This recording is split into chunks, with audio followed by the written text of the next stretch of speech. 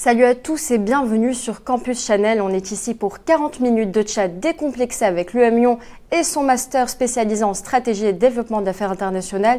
Pour en parler aujourd'hui, je reçois la responsable du master, Nathalie O'Mahony, bonjour, et Lucia Le Pennec, future diplômée. Vous pouvez dès à présent nous envoyer toutes vos questions, mais on commence tout de suite avec le pitch.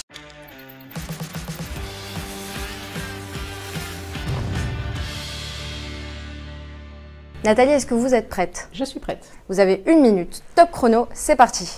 Très bien. Bonjour à tous et merci d'être avec nous. Alors, le master spécialisé SDAI, stratégie et développement d'affaires à l'international, est construit entre deux écoles qui mutualisent leur savoir-faire et leur réseau.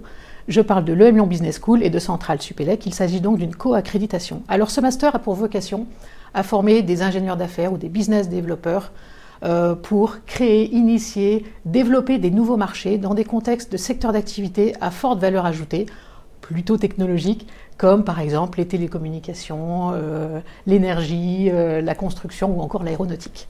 Alors, le développeur d'affaires est un profil complet, exigeant et fortement recherché par les entreprises. L'objectif de notre programme est donc de développer les compétences et les aptitudes nécessaires pour faire face aux défis. Ça va de la capacité à manager un environnement complexe, international, incertain, mais aussi la capacité à faire face à l'incertitude, entrepreneur, early maker. Vous êtes parfaitement dans les temps. On va pouvoir passer au face-à-face. Continuez à nous envoyer vos questions. Elles s'affichent à droite de votre écran. Et la régie en envoie la première question. Alors, aura-t-on un diplôme de Centrale Supélec à l'issue de votre MS? Je peux répondre parce que du coup, c'est ce que je viens de tenter d'énoncer. Donc, à la sortie de ce programme, vous avez bien une double accréditation de l'EM Lyon d'un côté et de Centrale Supélec de l'autre. C'est bien une double accréditation accréditée par la conférence des grandes écoles. Donc, est-ce que c'est un co-diplôme ou est-ce qu'à la fin, sur le CV, il y a marqué qu'on a les deux diplômes? Vous avez bien les deux accréditations, donc tout à fait conjointes des deux écoles. D'accord, ok. Mais voilà. On dit quand même que c'est un master spécialisé de l'EM Lyon. Exact. Oui, mais ça c'est du vocabulaire parce que dans les faits, c'est vraiment un master spécialisé conjoint. Et pour preuve, vous avez 3 mois sur un campus, 3 mois sur l'autre campus. Exactement. Il y a vraiment une accréditation avec le même niveau de reconnaissance. D'accord. Et concrètement, en fait, ce partenariat, il leur apporte quoi aux étudiants? Alors, tu veux que je réponde du coup? Ouais. Alors dis-nous tout. Alors, c'est le partenariat entre les deux écoles, c'est vraiment deux aspects. On construit deux aspects de notre formation. À l'EM Lyon, c'est vraiment toute la construction en tant que personne où on apprend à communiquer sur du marketing, sur du commerce. On a vraiment une communication, une posture à avoir et c'est ce qu'on nous apprend avec les différentes matières de l'EM Lyon. À Centrale, on est plutôt sur des aspects techniques. Centrale Supélec nous forme tout ce qui va être droit, tout ce qui va être technique de négociation. Donc on a vraiment le socle technique qui est apporté par Centrale Supélec et la partie posture et communication avec l'EM Lyon. Donc c'est vraiment complémentaire dans cette formation. Donc est-ce que c'est pour ça que tu as choisi donc, ce double diplôme? Exactement, moi c'est totalement pour ça que j'ai choisi ce double diplôme. J'étais déjà ingénieure avant de rentrer dans ce master spécialisé et je venais chercher à la fois justement l'aspect d'une école de commerce qui peut nous apprendre à être de bons vendeurs, de bons commerciaux derrière, comme on doit l'être en tant que business développeur. Et continuer à avoir des techniques de stratégie, de négociation que je n'avais pas pu encore avoir dans mon cursus ingénieur. Donc c'est vraiment le double aspect de cette formation qui a fait que je suis arrivée là-bas. Mais du coup, dis-moi, est-ce que tu avais accès au réseau des anciens, donc des deux écoles? Alors tout à fait, on a accès au réseau des anciens. Du coup pour la partie UM Lyon, on a toute une plateforme où on peut communiquer et avoir accès au contact des anciens élèves. Donc UM Lyon complètement. Et Centrale, moi je les avais déjà parce que j'avais fait Centrale Lyon, donc j'avais déjà accès à tous les contacts de Centrale. Mais je sais que mes collègues de formation aussi ont eu facilement accès aux différents annuaires de Centrale, qui est quand même assez important. Donc ça c'est sans problème et vraiment ça nous a servi aussi. D'accord. Bon, vous pouvez prendre la prochaine question. Parfait. Quelle est la sélectivité de votre master, s'il vous plaît? Alors, on a effectivement une sélectivité qui est non négligeable, dans le sens où l'objectif, c'est d'avoir des profils qui sont vraiment en adéquation avec les entreprises qui vont venir recruter des développeurs d'affaires. Et donc, on est effectivement sélectif à la fois sur l'adéquation du projet, est-ce que le projet est vraiment tourné vers le business développement dans des secteurs d'activité à nouveau à forte valeur ajoutée. Est-ce que ce sont des profils qui ont la niaque, qui ont envie, etc., qui vont être capables de faire face à des environnements assez incertains. Et donc, in fine, on a une sélectivité, on va dire, qui est entre un tiers et un demi, c'est-à-dire qu'on a entre 30 et 50% des candidats qu'effectivement on retient. Donc, il y a combien de dossiers reçus et combien d'admis? Alors, in fine, on a toujours, en fait, la promo est capée à 45 étudiants, voilà, pour des raisons de partenariat entre les deux écoles. On reçoit entre 120 et 150 dossiers par an, sachant qu'il y a même une présélection en amont de qualification déjà par nos équipes commerciales avant que les dossiers arrivent chez nous. Donc c'est une promo de 45 étudiants, oui, c'est toujours, ça? Toujours. D'accord, ok. Ouais. Bon, on va pouvoir passer à la prochaine question. Alors, bonjour Lucia, pourquoi as-tu choisi ce master? Avais-tu postulé à d'autres formations similaires? Es-tu confortée dans ton choix après un an? Merci pour tes réponses. Alors, donc plusieurs questions. Pourquoi j'ai choisi ce master? Donc déjà, oui, j'avais postulé à plusieurs options en sortant de mon école d'ingénieur. Tu avais postulé où? J'avais postulé à des formations en master spécialisé gestion de projet, à HEC, pareil, formation gestion de projets internationaux à l'ESSEC. Donc j'avais postulé à plusieurs écoles. Mais ce master spécialisé EM Lyon Centrale Supélec était mon premier choix. C'est d'ailleurs le premier qui répondait, donc j'attendais de toute façon d'avoir cette réponse-là avant de m'orienter aussi vers les autres, parce que justement il y avait cette double casquette dans cette formation-là qui était importante pour moi. Et donc oui, j'ai postulé à d'autres, mais j'avais choisi celui-là, donc j'étais très contente d'avoir été reçue dans ce master spécialisé stratégie de développement d'affaires internationales. Donc vraiment tout s'est joué au final sur cet aspect de double diplôme quoi, pour toi. Exactement, ça s'est joué beaucoup là-dedans. Et pour le coup, il y avait aussi, là, dans ce que je disais, les autres formations, c'était plus gestion de projet. Là, on a vraiment un aspect stratégie et business développeur qui est important. Et donc, c'était aussi ça qui m'a beaucoup attiré, l'aspect stratégique et négociation qui est très présent dans ce master spécialisé. D'accord. Merci. Vous pouvez prendre la prochaine question. Très bien. Bonjour, j'ai un master d'infocom. Durant mon cursus, je n'ai pas eu l'occasion d'étudier en profondeur des matières type marketing. Je souhaiterais m'expatrier. Est-ce que mon profil serait admissible? Et est-ce que ce master pourrait me convenir? Alors, beaucoup de questions. Oui. On va commencer. Je vais peut-être répondre d'abord par la partie centrale, qui est, je n'ai pas encore étudié de marketing ou de matière type management. Heureusement, on va dire, vous arrivez à l'école justement pour acquérir ce bagage additionnel. Il y a beaucoup de formations techniques, scientifiques, ingénieurs, comme Lucia d'ailleurs, qui arrivent pour appréhender ça. Et c'est notamment un des socles qu'on voit dans la première partie à l'EM Lyon, voilà, d'apprendre toutes ces compétences managériales. Donc, au contraire, j'allais dire, le master est là pour répondre pour vous apporter ces compétences. Puis j'ajouterais même, moi, il y a vraiment une plus-value en fait. 80% je crois est ingénieur, 80% de la promo est c'est ingénieur. vraiment la majorité de la promo est ingénieur. On vient chercher des choses moi j'aurais pas fait ce master spécialisé si j'avais déjà fait du marketing, aucun intérêt d'avoir, il n'y avait pas de plus-value. Alors que là, vraiment tout ce qui était matière d'école de commerce, marketing, communication, c'est vraiment ce que tous les ingénieurs en tout cas étaient beaucoup venus chercher. Donc complètement, c'est complètement dans ce qui va être admissible pour ce master spécialisé, quoi. Mais est-ce que tu sens que le master en fait suffit à te donner toutes les bases et est-ce que c'est pas trop court en fait pour apprendre tout ce qui est important de savoir dans le marketing? On aimerait toujours en faire plus, je pense. Après, non, pour moi, c'est pas trop court parce que la formation est construite à l'EM Lyon avec le TEM sur quelque chose qui est très dynamique, qui nous pousse dans nos retranchements pendant 3 mois à l'EM Lyon. On est vraiment stimulé sans arrêt et donc du coup, on monte en compétences très très vite. On a des jeux de rôle. C'est pas simplement des cours magistraux où on a de la partie théorique. Là, on est vraiment dans la pratique au jour le jour. Tous les jours, on doit pratiquer et donc on apprend beaucoup plus vite, je trouve. Et on a vraiment cet échange avec les professeurs, avec les personnes extérieures, les intervenants qui viennent et qui nous font travailler du marketing. Donc c'est différent, je trouve, comme approche. Donc c'est vraiment à l'EM Lyon, en fait, les 3 premiers mois que vous voyez plus les aspects marketing et tout ça? Exactement. Tout ce qui est vraiment marketing d'affaires, marketing digital, ce genre de choses, c'est vraiment les matières qu'on fait à l'EM Lyon. La partie centrale étant encore une fois plus tout ce qui va être base technique, stratégie, négociation, droit des affaires, ce genre de choses qui est plus vers central. Donc encore une fois, c'est très complémentaire en fait. Alors du coup, toi, tu me disais que tu es issu donc d'un cursus ingénieur. 80%, c'est ça, sont ingénieurs étaient Exact. ingénieurs dans ta promo. C'est ça, Oui, la 80% dernière promo, de la 80% d'ingénieurs, exactement. Et en fait, est-ce que c'est le profil classique, les ingénieurs, ou est-ce que vous prenez, du coup, la personne, c'était en master infocom? Est-ce que c'est des profils qu'on retrouve, que toi, tu as retrouvé? Alors que moi, j'ai retrouvé complètement. J'avais une amie qui avait fait Sciences Po, j'avais une amie qui avait fait un master d'histoire. Il y a vraiment, en fait, il y a 80% d'ingénieurs. Et ce qui fait la force, je trouve, des promos de ce master-là, c'est vraiment justement les 20% des autres qui font partie de la promo. C'est des profils tellement différents qui apportent beaucoup de choses. Moi, j'ai appris de ces personnes-là beaucoup de choses par rapport à ce que j'avais pu voir, parce que j'ai fréquenté beaucoup d'ingénieurs, du coup, dans ma formation. Donc, il y a des profils très divers. Et c'est ce qui est, encore une fois, une force, je trouve, dans ce master-là. C'est qu'on se retrouve à travailler avec des gens qui ont une façon d'aborder les choses, qui ont une façon de travailler qui est très différente. Et c'est ce qui fait qu'on arrive à fonctionner ensemble, et c'est ce qui fait qu'après, je pense, dans le monde du travail, on se retrouve à interagir avec tous les services différents.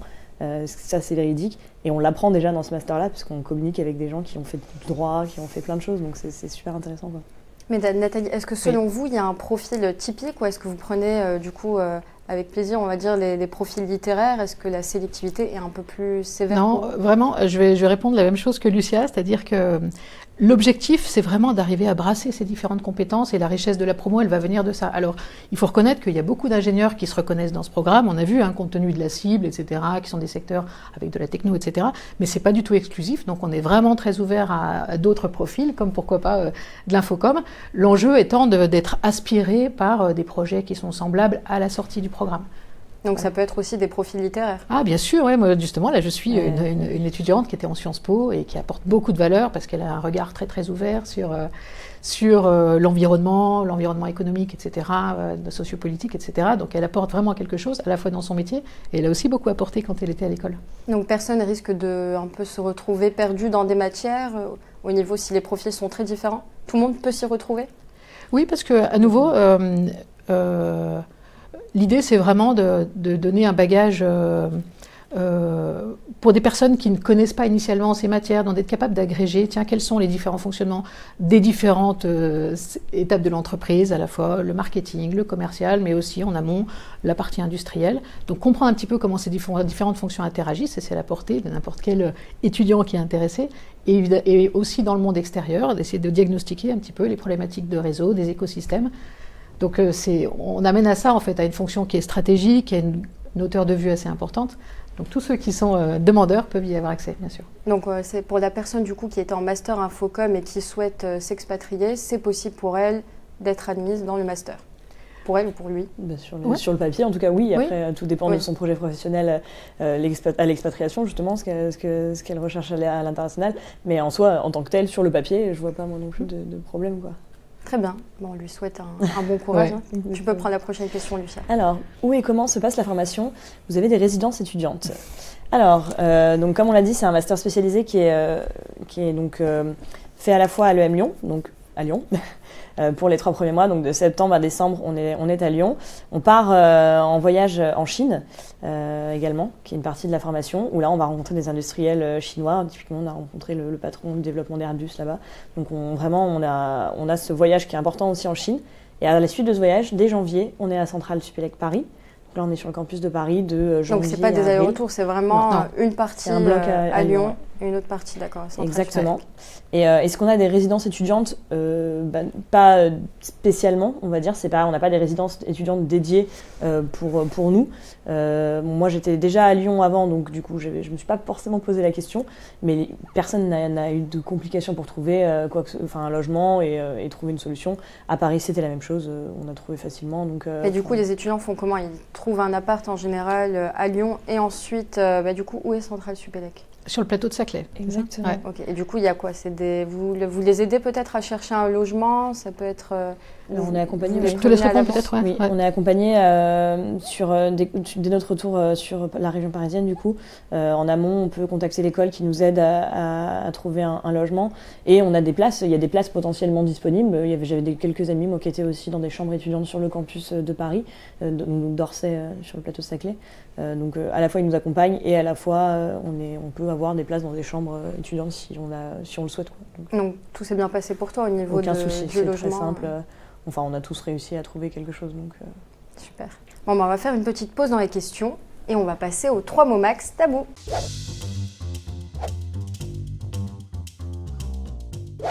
Alors, le 3 mots max tabou, c'est 3 mots maximum pour définir leur école. À chaque mot, un argument, mais attention, elles ne peuvent pas tout dire. J'ai sélectionné 3 mots tabous qui vont s'afficher sur vos écrans. Et si elles tombent sur les mêmes mots que j'ai choisis, ce sera le buzzer. Alors, dites-nous, Lucia. Alors, le premier mot, je peux commencer. C'est le mot hybridation, qui correspond parfaitement au type, encore une fois, de la promotion, des profils hybrides qui savent à la fois faire de l'ingénierie et du marketing et du commerce. C'est ce qui est recherché en entrée de cette formation-là, mais ce qui est aussi attendu en sortie. On cherche des personnes qui sont vraiment capables à la fois de comprendre des enjeux techniques et d'afficher et d'y répondre par des problématiques business. Donc vraiment ce côté hybride des profils. Ok, tu t'en sors bien jusque-là. Ça va. Le deuxième mot? Très bien, donc le deuxième mot sera... oh bah tiens, je l'ai... Audace. Audace. C'est pas buzzé. Donc l'audace, pourquoi? Parce que l'audace, c'est vraiment l'état d'esprit que les entreprises attendent des ingénieurs d'affaires, des business développeurs et qu'on a vraiment à cœur de cultiver, de faire naître, etc. Au sein de l'école, au travers d'un grand nombre de projets, notamment le parcours Early Maker. L'idée, c'est d'être capable de sortir du cadre, oser, prendre des risques, imaginer des solutions nouvelles avec de l'envie et une grande volonté. Ok, pas de mot tabou pour l'instant. Et le troisième mot? Et le troisième mot, c'est transformation. Une chance, on n'a pas été buzzé. Vous en sortez bien. On a bien cherché. Hein. On va voir dans la description. Alors, transformation. L'objectif, en fait, c'est vraiment, encore une fois, quand on arrive et quand on ressort, on se sent transformé. À la fois, et en plus, en 2 étapes. Un, via l'EM Lyon, où là, on travaille sous forme de Early Maker, justement, comme le disait Nathalie, où on doit tout oser, on doit essayer de tenter des choses qu'on n'a jamais fait. Moi, sur 3 mois, j'ai fait de l'événementiel. J'en avais jamais fait dans ma vie. Et c'est incroyable, c'est la partie vraiment où on repousse nos limites. Donc déjà, on a une première transformation après l'EM. Et après, on arrive à Centrale, où là, encore une fois, on doit monter en compétences et on en ressort totalement transformé parce qu'on apprend à faire de la stratégie. Et je trouve que c'est très imagé parce que beaucoup d'étudiants qui sont rentrés en septembre ont adapté complètement leur parcours professionnel à la sortie. On venait pour être business développeur. J'ai plein d'amis qui font du conseil aujourd'hui. Donc on s'est trouvé un peu une voie en faisant ce master-là. Et c'est vraiment cette idée de transformation qui est derrière, qui est importante pour nous. Bon, ben c'est un sans faute. Le buzzer ne sera pas utilisé aujourd'hui. Et non, pas de buzzer. Donc on va prendre la prochaine question. Nathalie, vous pouvez la prendre. Alors, j'aimerais bien en savoir plus concernant la vidéo de candidature, s'il vous plaît. Merci. Alors, je ne suis pas du tout surprise de cette question. Je comprends très bien l'angoisse qu'on peut imaginer, qu'on peut ressentir. Une vidéo de candidature. Bien sûr, à l'idée de répondre face à son ordinateur, tout seul dans sa chambre, à des questions. Donc, l'objectif de cette vidéo, néanmoins, il est vraiment d'apprendre à vous connaître sur des questions qui sont assez simples pour bien comprendre quel est votre projet, quelles sont vos aspirations, comment est-ce que vous appréhendez aujourd'hui les métiers auxquels on forme. Donc, c'est l'objectif. Et je ne vous cache pas qu'on est bien sûr indulgent, on a une forme d'indulgence sur la forme parce qu'on imagine bien que l'exercice étant compliqué. Néanmoins, ce qu'on attend, c'est effectivement d'arriver à comprendre quel est ce qu'il y a au fond, quel est le niveau de préparation, quel est le niveau à nouveau, comment est-ce que le projet est, ou pas encore, en tout cas, déjà suffisamment mature. Donc comment ça se passe? Est-ce que vous avez une application? Est-ce que c'est les étudiants avec leur téléphone qui prennent une vidéo? Non, alors en fait, c'est une application qui s'appelle Easy Recruit, dans laquelle il y a toute une banque de questions sur ce format en fait, que je viens d'évoquer, qui sont disponibles. L'étudiant reçoit la question, je crois qu'il a 20 secondes pour préparer, et ensuite il a jusqu'à 1 minute et demie pour répondre à la question avec une seule prise. Alors comment tu t'es préparée toi pour ta vidéo? Alors comment je me suis préparée? Je m'y suis préparée simplement en m'entraînant à m'exprimer correctement.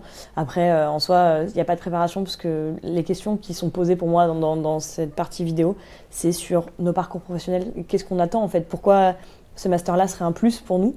Il y a des questions un petit peu, c'est voir comment on a pris du recul aussi par rapport à ce qu'on a pu faire. Typiquement, je ne me rappelle pas forcément de toutes les questions, mais il y avait comment on a réagi face à un échec ou ce genre de choses. Donc c'est vraiment... On parle de notre vie jusque-là. Les étudiants vont prendre note, là. Ils peuvent, mais après, comme disait Nathalie, il y a un panel de questions, donc ils ne tomberont pas forcément sur les mêmes que moi. Mais simplement, si j'ai un conseil à donner, c'est comment vous avez pris du recul sur votre parcours et comment on arrive du coup à représenter et à parler de ce qu'on a pu faire, comment on s'est construit. C'est vraiment tout ce qui va être attendu, en tout cas moi, dans cette vidéo-là. Et comment surtout on intègre ce master spécialisé dans notre parcours professionnel, pourquoi ce serait un plus pour nous par rapport à là où on veut aller du coup après. Et est-ce que pour la vidéo, il faut penser au décor ou à quelque chose comme ça? À minima, encore une fois, il faut se dire qu'on c'est une vidéo quand même pour postuler à un master spécialisé. Donc forcément, s'il y a des grands posters derrière, je sais pas, moi c'est comme un entretien d'embauche au final. Exactement, en fait. Et moi, j'avais passé quelques entretiens via des vidéos, donc c'est vraiment la même chose. Il faut avoir une tenue correcte pour moi. Mais c'est des basiques, encore une fois, donc ne pas non plus mettre trop de pression, mais ne pas non plus ne faire attention à rien. Voilà. Exactement, il faut être naturel et simplement se dire que on postule pour un master et qu'on juste, comme disait Nathalie, c'est des personnalités qu'on va chercher à ce moment-là. Donc c'est une façon de se présenter, une façon d'avoir un avis sur ce qu'on a pu faire. Donc, mais du coup, est-ce qu'il y a une mauvaise vidéo? Est-ce qu'on peut faire des erreurs dans cette vidéo pour la candidature? Pour moi, en soi, on peut faire des erreurs, hein, comme partout, je pense. Mais la mauvaise vidéo, ce serait quelqu'un qui n'aurait pas pris ça au sérieux et qui ferait pas attention à ce qu'il dit non plus. Encore une fois, il faut rester quand même dans ce cadre où on postule pour un master spécialisé, donc c'est quand même important. Les vidéos, elles sont vues à la fois par le M Lyon, par Centrale Supélec Paris.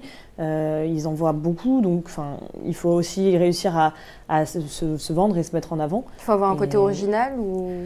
Pas forcément. Non, je suis pas très originale moi comme personne, donc typiquement j'étais pas dans l'originalité. Je pense qu'il faut davantage viser l'authenticité et à nouveau que le fond, la motivation, l'ambition, le projet soient lisibles, qu'on puisse comprendre en fait ce que l'étudiant recherche, pourquoi ce master va lui apporter quelque chose, et c'est ça qu'on a besoin de comprendre aussi simplement et de façon aussi authentique que l'étudiant peut l'être. Mais est-ce que cette vidéo, en fait, c'est un pass, on va dire, VIP pour être admissible au sein du master? Est-ce que ça peut être un point qui fait qu'on ne va pas être admis?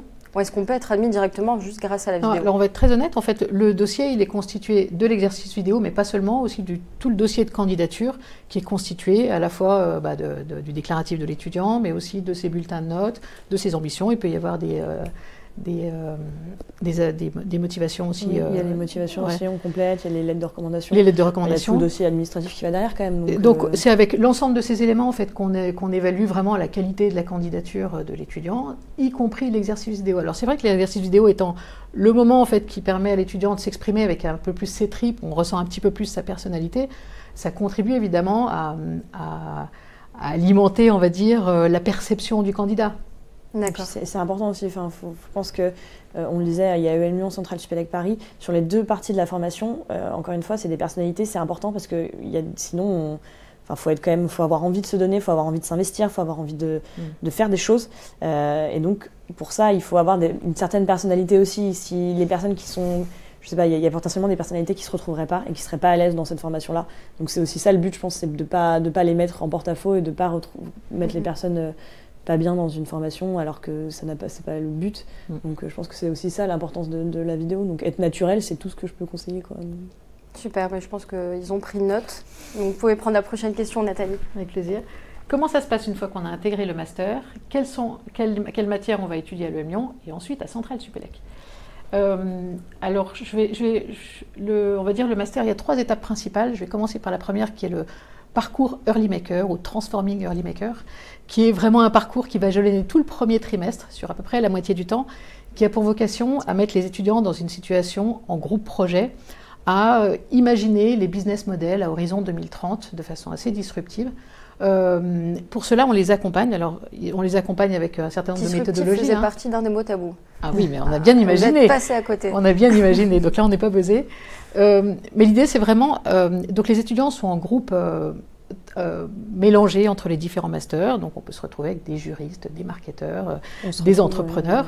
Et ensemble, en fait, ils doivent imaginer des solutions. On les accompagne en fait avec différentes méthodologies. Donc j'arrive un petit peu plus sur les matières qui vont être du design thinking à la gestion de projet jusqu'à la fin business model et business plan. Donc ça, c'est une partie assez forte du parcours. Et à côté de ça, à l'EM Lyon, donc la deuxième partie pour répondre à la question sur les matières, vous aurez tous les détails dans la plaquette, mais on va retrouver des matières comme le marketing d'affaires, le marketing en B2B, la négociation de solutions complexes, la stratégie, bien sûr, stratégie d'entreprise avec chaîne de valeur, système de valeur. L'innovation. Et puis sur la troisième partie, du coup, qui sera la partie à Centrale Supélec. Donc c'est ce que Lucie a exprimé tout à l'heure. D'autres matières encore qui complètent en fait tout ce qui va être droit des affaires. Est-ce que c'est plus axé sur d'autres matières peut-être, d'autres thèmes? Alors déjà les cours sont abordés totalement différemment. Encore une fois, le M Lyon, c'est beaucoup de travail en groupe, des projets, le Transforming Learning Maker qui prend beaucoup de place, qui nous prend beaucoup de temps du coup, dans lequel on s'investit. Donc il y a vraiment tout ce projet-là qui dure le long des 3 mois. Et tous les autres projets en marketing d'affaires, on construisait une situation de négociation avec des personnes à l'étranger. Enfin, c'est encore une fois des mises en situation. Alors qu'à Centrale Supélec Paris, c'est déjà d'autres matières, parce qu'on retrouve stratégie, conseil, négociation, droit des affaires, un bagage plus technique, on va dire. Et on a beaucoup plus des cours magistraux, structurés. On a aussi des travaux de groupe en négociation. On doit convaincre un jury d'acheter des choses qu'on leur vendrait. Donc, on a aussi plein de mises en situation. Mais c'est quand même beaucoup plus structuré et cadré, on va dire, dans ce qu'on va imaginer des cours par rapport à l'EM Lyon, où là, on est un petit peu laissé à nous-mêmes dans certaines circonstances, mais où on doit avoir une approche totalement différente sur les matières, quoi. Donc, si je comprends bien, on laisse plus libre cours à votre créativité à l'EM Lyon? Exactement, pour moi, oui. Est-ce que ça perturbe pas un peu le fait que vous changiez de pédagogie? Toi, t'as bien aimé cet aspect-là? Alors, ça perturbe pas. Après, moi, j'ai bien aimé. Encore une fois, après, dans une promotion, je pense qu'il y en a qui ont préféré le M Lyon, d'autres qui ont préféré Centrale Supélec Paris, parce que c'est très différent. T'as une préférence, toi? Moi, j'ai préféré le M Lyon. Après, je pense que c'est aussi ce que je venais beaucoup chercher dans ce master spécialisé. Donc, c'est pour ça que je m'y suis pas mal retrouvée. Et le Transforming Early Maker a été une expérience incroyable pour moi. Donc, encore une fois, j'ai fait de l'événementiel. C'était ton projet, en fait, des 3 mois? Alors, en fait, Transforming Early Maker, comme on le présentait, c'est on se retrouve en groupe. Je ne sais plus combien on est, mais on est en groupe mélangé avec les autres masters spécialisés de l'EM Lyon. Et donc, typiquement, on travaille avec des juristes, on travaille avec des personnes qui ont fait de l'agronomie, on travaille avec des personnes qui ont fait vraiment des choses totalement différentes de ce qu'on a pu faire nous. Et on doit construire un projet et un business plan sur une thématique. Donc moi, j'avais le conseil numérique, où je crois mon thème, c'était ça.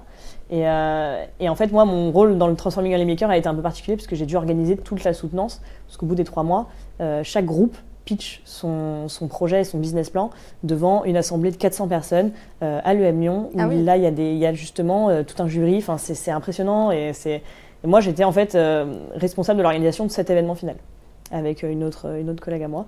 Et du coup, nous, notre rôle, c'était d'organiser cet événement-là. Donc tout ce qui allait derrière, traiteur, invitation, c'était incroyable. C'était des choses, c'était une approche totalement différente. Tous les jours, on devait rebondir parce qu'on faisait face à des contraintes, à des imprévus. C'était vraiment 3 mois de ma vie qui étaient dont on se souvient. En général, on s'en souvient. On s'en souvient bien, quoi. Le témoignage de Lucia, il n'est pas anecdotique. Je pense que la plupart des étudiants repartent avec ça. Exactement. Et donc, c'était très particulier. Et moi, j'en étais ravie. D'autres ont préféré Centrale parce que c'était peut-être plus cadré, donc ça répondait peut-être plus à leurs attentes. C'est vraiment très divers, mais je pense qu'on arrive à se retrouver soit dans l'un, soit dans l'autre, soit dans les deux. Parce qu'au final, moi, j'ai peut-être préféré le M Lyon, mais j'ai adoré aussi ce que j'ai fait à Centrale. Mais il n'y a pas de gros projets à Centrale, comme du coup le parcours Non, il y a moins. Il n'y a pas un gros fil rouge, en fait. Le TM, c'est vraiment un gros fil rouge de l'EM Lyon. À Centrale, on a des gros projets. Typiquement, en négociation, on construit tout un dossier pour répondre à un appel d'offres. Ça prend du temps, on travaille en groupe ensemble. On n'a pas tout un dossier fil rouge qui suit le long de notre formation à Centrale. C'est vraiment une approche totalement différente, quoi. Très bien. Et je t'invite à prendre la prochaine question. Alors, à quel type de métier concrètement peut-on accéder après l'EMS? J'ai l'impression que c'est très orienté ingénieur. Non. Eh bien, alors, donc à quel type de métier peut-on accéder après l'EMS? On a beaucoup parlé de business développeur et ingénieur d'affaires. Alors oui, c'est un type de métier. Moi, c'est ce que je fais aujourd'hui. Après, c'est pas du tout la majorité. Enfin, pour moi, c'est 50-50 à peu près. Il y en a beaucoup qui font, comme je disais, du conseil. Où là, on va retrouver des personnes qui sont dans des grands groupes de conseil qui vont accompagner les entreprises. On a aussi des personnes qui font du marketing. À la base, moi, je m'orientais pour faire du marketing dans le luxe, donc c'était complètement autre chose, encore une fois. Bon, j'ai beaucoup rebondi, moi, dans ma carrière, du coup. Mais il y a des personnes qui font du marketing, du business développement, du conseil, de la finance. En sortant de ça, en fait, c'est très varié. Ça dépend de... Encore une fois, ce master-là, il nous permet d'aller vers des métiers qu'on ne peut pas avoir, qui sont plus compliqués à avoir en sortant d'école, à Bac+5.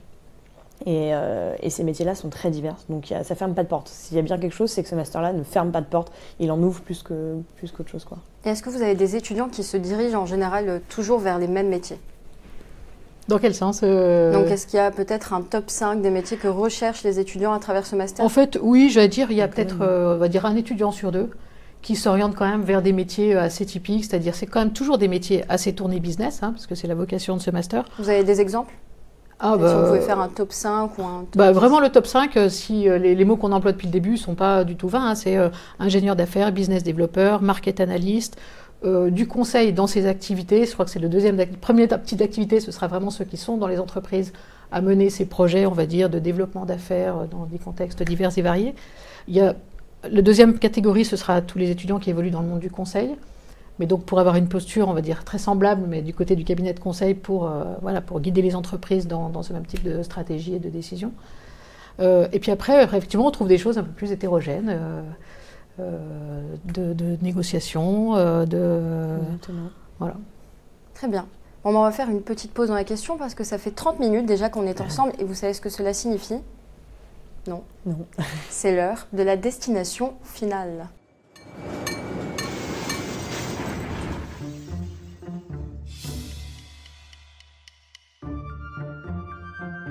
Alors, le concept de la destination finale est extrêmement simple. Lucia, tu vas piocher un petit papier dans ce bocal et tu vas compléter une phrase que nous avons commencée. Tac. Alors, il faut bien s'entendre avec monsieur, madame, 3 petits points pour réussir dans mon école. Ah, dis-nous tout. Alors, du coup, moi j'aurais dit, il faut bien s'entendre avec monsieur et madame, 3 petits points pour réussir dans mon école. Avec monsieur et madame tout le monde, entre guillemets. Parce que il n'y a pas... Moi, à l'EM Lyon, je m'entendais bien avec monsieur Portier, qui était donc l'ancien responsable de la formation, qui pilotait le Transforming Early Maker. Mais ça m'a apporté à l'EM Lyon, mais après, à la centrale Supélec, c'était d'autres personnes. Je pense qu'il faut bien s'entendre avec monsieur et madame tout le monde. C'est aussi l'état d'esprit qu'on recherche, c'est ce partage, ce travail en groupe. Et il faut vraiment avoir cette approche sociale un petit peu et vraiment pouvoir communiquer avec tout le monde. Donc il faut bien s'entendre avec tout le monde pour moi. Il n'y a pas un professeur en particulier qu'il faut mieux connaître et qu'il faut être dans ces petits papiers, entre guillemets. C'est pas le cas. Est-ce que ce ne serait pas un responsable du master avec qui il faut surtout s'entendre? En soi, on se voyait pas tant que ça, nous, même avec monsieur Portier quand moi j'y étais. On se voyait sur le Transforming Early Maker, mais on a tellement d'intervenants différents. On a des intervenants aussi de l'extérieur qui viennent d'entreprises, qui viennent nous faire des cours.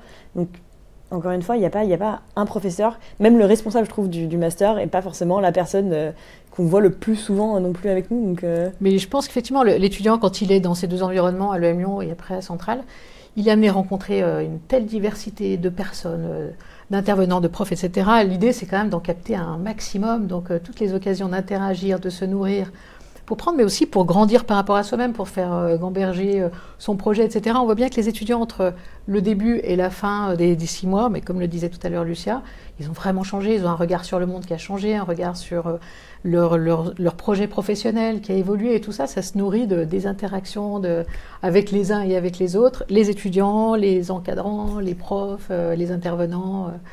Il y a beaucoup d'intervenants aussi qui viennent du milieu de l'entreprise, qui viennent témoigner, une fois de chez Michelin, une fois de chez Thales, etc. Donc il vaut mieux s'entendre avec vraiment tout le monde. Exactement, ça nous apprend à interagir encore une fois avec tous les corps de métier, quoi. Donc c'est vraiment ça, s'entendre avec tout le monde, c'est le mieux. Hein. D'accord, Nathalie, je vous invite à prendre la prochaine question.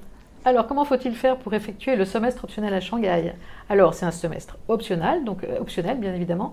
Donc, en fait, vous êtes retenu en fait en fonction de votre motivation. Donc, il y a une lettre de candidature qui est à formuler. L'idée de cette lettre, c'est déjà pour vous de bien mûrir votre projet. Pourquoi aller à Shanghai? Ça vous apporte quelque chose de plus. d'aller 6 mois en Asie. Alors Shanghai, c'est en Chine, c'est en Asie, etc. Donc ça ouvre sur une autre perspective du monde. Ça offre effectivement l'occasion d'avoir une expérience à l'international. Donc l'idée, c'est de réfléchir à ça. Et l'objet de cette lettre, c'est déjà pour vous de bien mûrir le projet. Et voilà. Et ensuite, on a effectivement, si les places ne sont pas limitées pour tous les candidats qui ont un projet qui tient la route, on leur permet de partir à Shanghai avec plaisir. Est-ce que tu l'as fait, toi, le semestre optionnel? Alors, moi, je ne l'ai pas fait. Par contre, mes amis l'ont fait. Donc, du coup, je suis partie en voyage, moi. Du coup, je les ai suivis. J'ai commencé. Je suis arrivée à Shanghai avec elles. Et après, je suis partie en Thaïlande. Donc, du coup, je les ai vus démarrer ce semestre à Shanghai.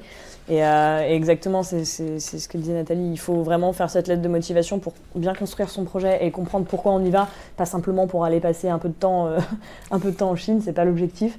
Après, en soi, moi, en tout cas, dans ma promotion, il n'y avait pas eu de place limitée, j'ai pas eu vent de quelqu'un qui avait été refusé. C'est toujours bien construit dans son projet.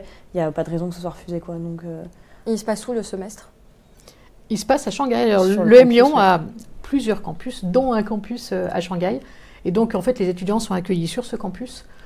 Et donc, c'est sur campus qu'on fait venir, en fait, grâce à l'implantation de l'EM Lyon localement, on a accès à des profs, on a accès à des intervenants locaux qui sont soit des Chinois ou parfois des Européens, en fait, qui sont soit en vacation là-bas ou qui travaillent là-bas, etc. Du coup, effectivement, on a un réseau qui s'élargit d'année en année et qui permet de fédérer, on va dire, autour de ce campus à Shanghai. Donc, j'imagine qu'il faut avoir un bon niveau d'anglais.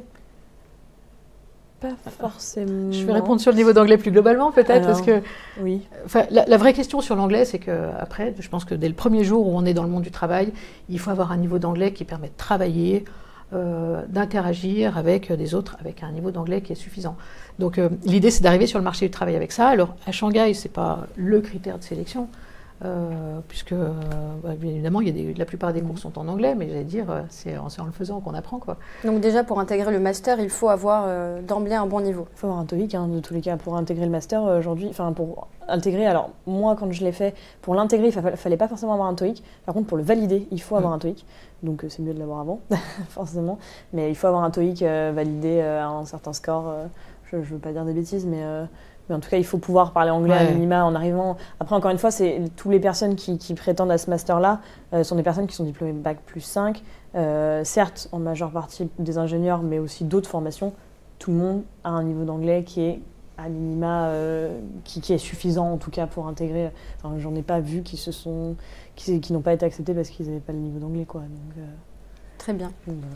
Bon, mais tu peux prendre la question suivante. Alors, bonjour. Sur votre site, vous parlez de Transforming Early Makers. Qu'est-ce que c'est concrètement? Dis-nous tout. Alors, donc c'est ce dont on parlait, c'est la partie prenante de l'EM Lyon, de septembre à novembre, fin novembre du coup. Donc en fait, en arrivant, on est mélangé avec tous les autres, presque tous les autres en tout cas, masters spécialisés de l'EM Lyon. Donc on va avoir le master avec les juristes, le master innovation, je parlais des agronomes tout à l'heure, on va avoir leur master aussi.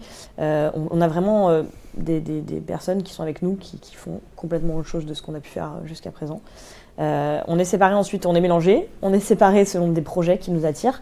Donc moi je vous disais j'avais... ça c'est au choix. Ça c'est au choix en fait, on postule au choix. Après forcément de manière assez logique, s'il y a 100 personnes qui vont choisir un projet et qu'il n'y en a que 20 qui ont choisi un autre, après on essaye de répartir, donc on essaye de faire les 3 premiers choix pour que tout le monde soit assez satisfait.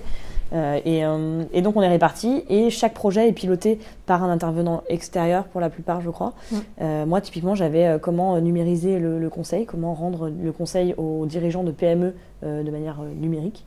Et après, en fait, on se construit dans notre projet, où on va partir du design thinking, on va essayer de construire notre idée, construire une idée innovante, jusqu'au business plan, business model, où là, on doit fournir à la fin un business plan et un business model qui soit construit, et le pitcher devant une assemblée donc de 400-450 personnes, où là, c'est des pitchs, je sais plus, nous c'était des pitchs de 5 minutes, je crois, oui. Où on pitch le projet, on essaie de le vendre à des investisseurs en fait. Et je sais qu'il y a des projets qui ont potentiellement été après dans des incubateurs parce qu'ils avaient vu le jour. Donc en fait, c'est pas le but premier n'est pas celui-là. Ça développe un peu l'âme entrepreneuriale au final des étudiants. Exactement. C'est vraiment comme si on était une micro-entreprise et chacun a son rôle. On essaye de se répartir un petit peu et en même temps on doit travailler tous ensemble. Donc on est des groupes de 20, une vingtaine à peu près. Et est-ce qu'on retrouve du coup ce parcours au semestre optionnel à Shanghai? Alors non, en fait, c'est avant. En fait. Ça, c'est vraiment, tout le monde le fait à l'EM Lyon. Les 3 premiers mois. Exactement. Mais par contre, ce qui est assez marrant, c'est qu'à Shanghai, on retrouve les personnes avec qui on a pu travailler dans le Transforming and Remaker, puisque à Shanghai, on va être potentiellement intégré avec d'autres personnes, d'autres masters spécialisés de l'EM Lyon, qui se retrouvent aussi sur ce semestre optionnel. Donc là, ils ont des cours avec, typiquement, il y avait des cours mélangés avec les juristes, ce genre de choses. Sur les cours de chinois, par exemple, on est mélangés tous ensemble, on a tous pas forcément un niveau de chinois très élevé à la base. Et donc, mes amis étaient mélangés avec les juristes à ce moment-là. Je peux revenir sur le thème ou pas ou c'est, non là, ça va faire 40 minutes qu'on est ensemble. Je vous laisse 2-3 mots rapidement pour conclure. Après, on va passer à la chouchoute. Pour conclure sur thème ou du coup en fait, ce qu'il faut retenir de ce thème, c'est effectivement la transformation de l'individu, en fait, de chacun qui apprend beaucoup sur lui, qui lui permet d'apprendre à interagir avec des personnes qu'il ne connaît pas, à créer des solutions nouvelles. Et en fait, on se rend compte qu'in fine, en fait, c'est vraiment la valeur ajoutée. Elle est d'abord sur le chemin personnel, la transformation qui est faite pour faire le lien avec ce qu'on avait évoqué tout à l'heure entre le début et la fin du programme. Très bien. Bon, bah, écoutez, c'est déjà pratiquement la fin de ce live. Ça passe très vite. Mais on vous a laissé un petit plaisir avant la fin. C'est l'heure de la chouchoute. Alors, quelle question vous avez préférée durant ce live? Alors, Lucia. Quelle question j'ai préférée? Pour moi, c'est vraiment les questions sur la complémentarité de l'EM Lyon Centrale Supélec Paris. C'est vraiment ce qui est la partie importante pour moi de ce master spécialisé. Et de quoi j'en ai ressorti le plus important. C'est vraiment... on trouve des choses à l'EM Lyon qu'on ne trouve pas à Centrale Supélec et on trouve des choses à Centrale Supélec qu'on ne trouvera pas à l'EM Lyon. Donc c'est vraiment l'objectif de faire ces deux formations en une, entre guillemets, c'est d'avoir cette double compétence. Donc c'est la richesse du double diplôme. Exactement. Moi, c'est vraiment ça que je trouve le plus important à retenir en tout cas. Et pour vous, Nathalie? Et en fait, j'avais exactement la même question. Du coup, d'un côté, ça converge, ça permet de compléter.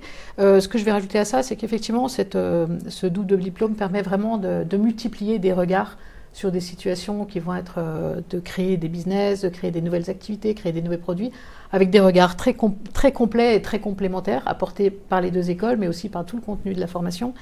Et puis, le petit bonus, c'est tout le travail individuel en fait que fait l'étudiant pendant son chemin à l'école.